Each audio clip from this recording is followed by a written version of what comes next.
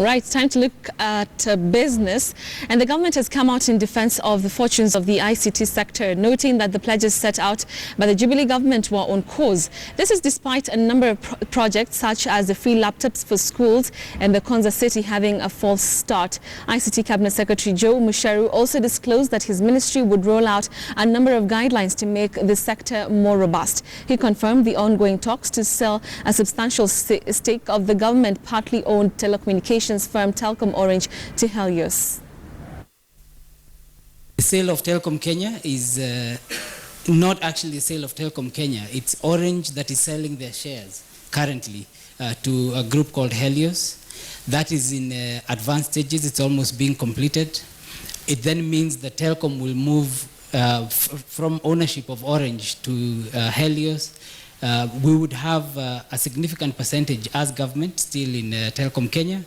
What we have already been seeing is that in the last few months, there's been more growth in the business. In fact, it's the fastest growing of the operators in the market right now. So we are optimistic that we're going to see the deal closed by the end of this month, and then we can see more and more competition being introduced.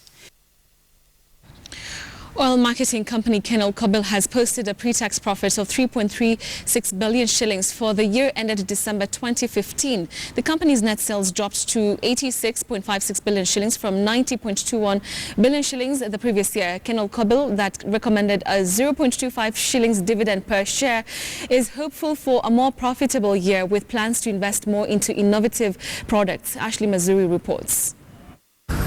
Oil producer Kobil have done it again. In 2014, the firm posted a 532.8 million shillings growth in its end-year profit. And now, the oil marketing company has announced an 85% growth in its end-year profit 2015 to stand at 2.01 billion shillings, up from 1.09 billion shillings.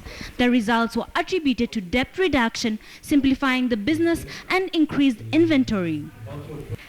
Kobil's net sales dropped by 3.7 billion shillings to stand at 86.5 billion shillings, down from 90.2 billion shillings recorded in 2014. The company's debt levels reduced significantly from 10.4 billion shillings in 2014 to 4.6 billion shillings in 2015. Net finance costs reduced drastically by 50% from 1.14 billion shillings in 2014 to 567 million in 2015. The main driver for this year to drive this high profitability was inventory management. And Martin, my supply manager, sits here. He did a lot in this regards, and I must give him credit for that, to get us the right quantity at the right day, the right time.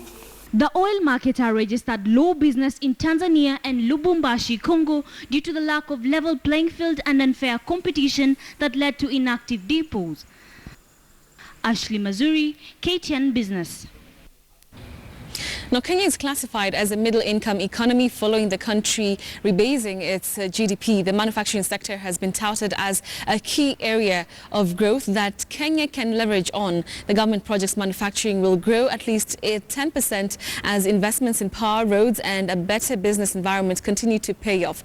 On this week's edition of Transformers, KTN's Abby Agina speaks to Phillips Wakiaga, the Chief Executive Officer at the Kenya Association of Manufacturers.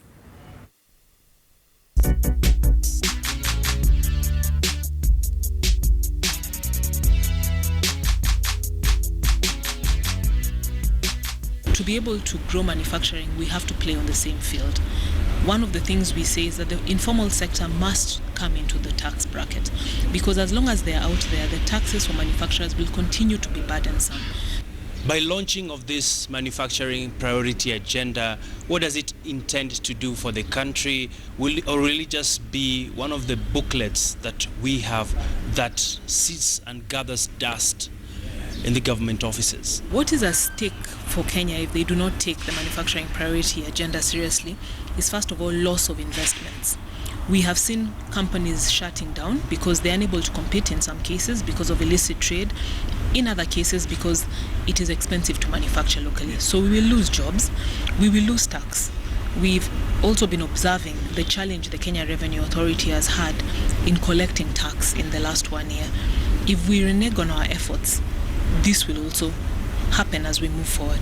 We'll not be able to meet our tax targets, we'll not be able to finance devolution, and this will be a big problem. The other thing is we'll, as a country, not attract FDI. I mentioned that Ethiopia is currently attracting 76% of FDI in manufacturing. We are at 14%. Retail has overtaken manufacturing. Before last year, retail was below manufacturing. Manufacturing sector was attracting the highest amount of FDI into the country. And DDI, the direct domestic investment. So we will lose out on investment in this sector. And the bottom line is that we will not have jobs for our people. The manufacturing sector contributes to a lot of job creation, both directly and indirectly, even at the farm level. One of the major challenges that actually faces manufacturers, Phyllis, is the issue of, say, the counterfeit goods. They have permeated into different markets, and this sort of affects the local manufacturers. The issue of illicit trade also creates an unlevel playing field because there are substandard goods in the market and custom goods, anti-counterfeit goods. And of course, these people cannot compete fairly with the local manufacturers. Yeah. Another issue for the level playing field is around creating access for locally manufactured products into the government and public procurement supply chain. So we are appealing to government to pass the trade remedies law that gives us the opportunity to put in place safeguard measures. Double taxation at counties has featured prominently among the biggest concerns among manufacturers. How do we address this as a country? For us to compete in the world market, we have to be very competitive in how we produce our goods. So looking at, can we have taxation that makes it competitive to produce locally? IDF, for example, the import declaration fee of 2%, why is that still being charged? Issues of pre-verification are being done by KEBS and being handled elsewhere. So I believe there's no need for us to have IDF. Other East African countries have already done away with this. RDL on exports. If we manufacture locally and we want to export, RDF does have an impact on the final price. My name is Abia Gina.